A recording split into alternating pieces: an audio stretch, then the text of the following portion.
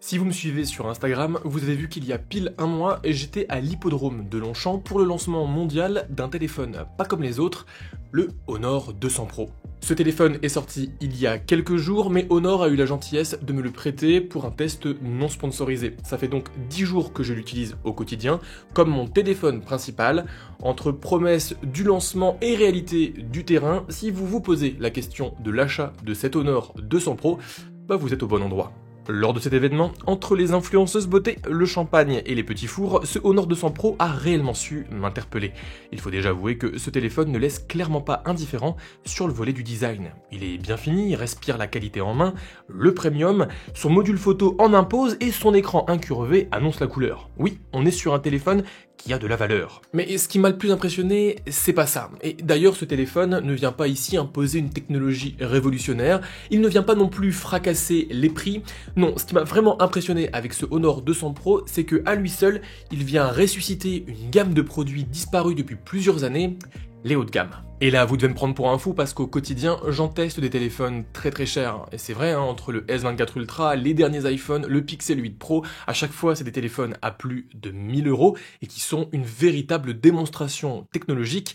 Mais justement, là, on n'est plus dans le haut de gamme, on est dans de l'ultra haut de gamme. Les bons téléphones, performants, pertinents et qualitatifs, à prix élevé sans pour autant crever le plafond, ça a disparu pendant quelques années. Et le Honor 200 Pro sonne le glas du grand retour de cette gamme intermédiaire, une gamme qui se nourrit des technologies principales des ultra haut de gamme, tout en faisant quelques concessions pour tenir ce prix un petit peu plus acceptable.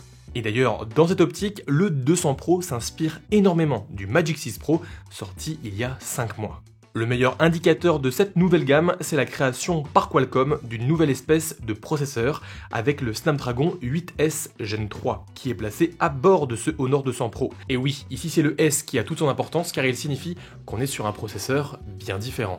Par rapport au 8 Gen 3, le 8S Gen 3 perd un cœur moyenne performance et gagne un cœur basse performance. Les fréquences sont également revues à la baisse et la partie graphique est assurée par la puce du Snapdragon 8 Gen 2, donc une puce ultra performante mais qui a déjà 1 an et demi d'existence. Et globalement, ce nouveau processeur est parfaitement là où on l'attend, offrant un score très élevé, mais en dessous des modèles les plus chers du marché. On est légèrement en dessous du Snapdragon 8 Gen 2 de l'année dernière, mais et c'est là pour moi le plus important, on est bien au-dessus des propositions de certaines puces milieu de gamme. On a un fonctionnement global optimal. Les performances sont au rendez-vous et tout tourne sans difficulté et sans chauffe notable, c'est un très bon point. À bord de ce 200 Pro, on retrouve macOS 8 sous Android 14, une interface qu'on connaît bien désormais car c'est celle qui animait le grand frère de ce 200 Pro et comme pour le Magic 6 Pro, ici l'interface est pleine de bonnes idées, de facilité d'utilisation et d'animation bien sentie. Alors ça sent toujours la sauce un petit peu Huawei, mais c'est pas forcément un mal. Bien ancré dans son positionnement haut de gamme, ici le 200 Pro ne vient pas chercher les 5 à 7 ans de mise à jour que l'on a sur les téléphones les plus chers, il vient également éviter les 2 à 3 ans de mise à jour que l'on a sur les téléphones entrée milieu de gamme. Ici, Honor propose tout simplement 4 ans de mise à jour. C'est correct, et d'ailleurs il ne faut pas oublier que 4 ans de mise à jour, il y a encore quelques années, c'était le summum que l'on pouvait avoir sur Android. Summum un petit peu comme cet écran, car si d'habitude les versions moins chères en profitent pour être plus petites, c'est le cas entre le S24 et le S24 Ultra, ici le Honor 200 Pro conserve un écran massif de 6,8 pouces, une dalle AMOLED incurvée avec une luminosité pouvant monter jusqu'à 4000 nits et un taux de rafraîchissement à 120 Hz. Malheureusement ici, pas de taux réellement adaptatif, l'écran ne pouvant baisser que jusqu'à 60 Hz, mais on a quand même une superbe expérience en termes de consommation de médias, les couleurs sont excellentes, la luminosité impeccable, et même si je ne suis pas fan du vert incurvé, je sais que ça peut plaire à certains d'entre vous. Cet écran est accompagné dans la consommation de médias par d'excellents haut-parleurs, 2 vrais haut-parleurs stéréo avec une grille en haut et une grille en bas, c'est assez rare pour le mentionner, la qualité du son est bonne et le volume monte assez haut. Même s'il n'est pas un téléphone ultra haut de gamme, ce Honor 200 Pro reste quand même un téléphone premium. Et qui dit premium, dit des capacités photo à assurer, et pour être franc, il ne démérite pas. Adieu quand même aux technologies novatrices du Magic 6 Pro, comme l'ouverture ajustable du capteur ou le capteur zoom de 180 mégapixels, mais sinon le cœur de l'expérience reste assez similaire et c'est une excellente chose. Le capteur principal reste toujours un excellent capteur de 50 mégapixels d'une taille de 1 sur 1,3 pouces, avec un traitement Made in Honor du plus bel effet.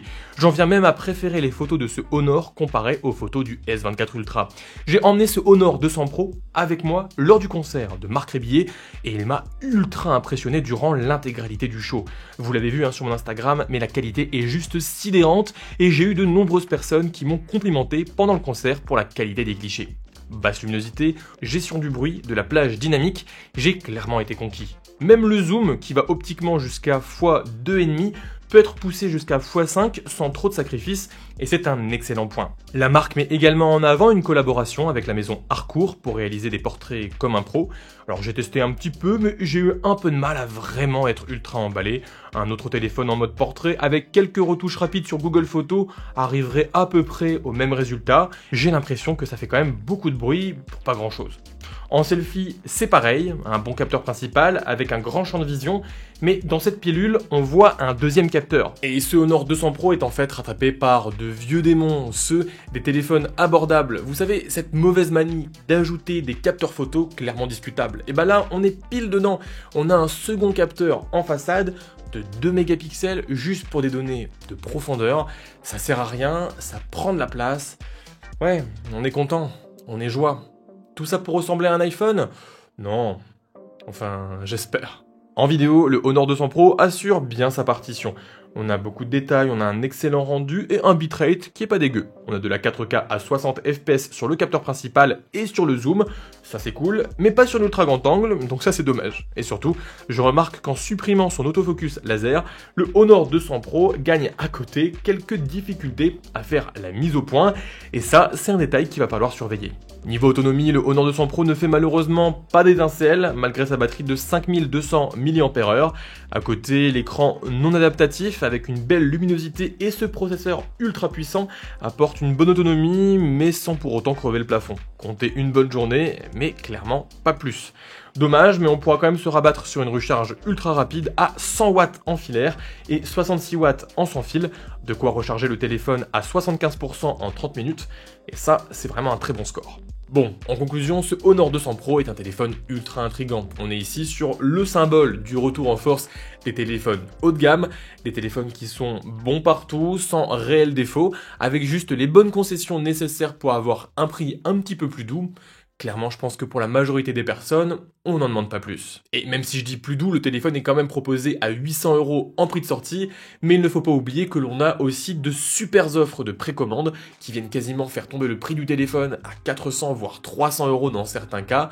Et pour ce prix-là, c'est quand même assez exceptionnel et ça veut dire aussi que dans les prochains mois, ce téléphone va connaître une belle chute de prix et là, ça vaudra vraiment le coup. Actuellement, à 800 € en prix brut, je vous le conseille pas vraiment. Par contre, à moins de 600 €, là, il n'y a pas d'hésitation. Vous pouvez y aller sans sourciller si et seulement si vous en avez vraiment besoin.